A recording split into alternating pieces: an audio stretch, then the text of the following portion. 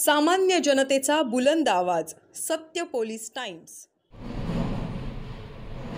भारतीय जनता पक्षाबरोबर आघाडी करण्याच्या संदर्भामध्ये माझ्याबरोबर थेट असा कोणी संपर्क साधलेला नाही, परंतु मध्यस्थामार्फत मी दिल्लीला यावं, अमित शहांना भेटावं, आणखीन काही केंद्रीय नेत्यांना भेटावं अशा प्रकारच्या सूचना घेऊन मात्र बरेच लोक आले।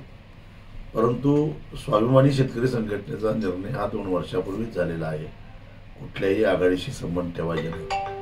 कारण शेतकरी प्रश्नावर सगळ्यांनीच वेगळी भूमिका घेतली आहे।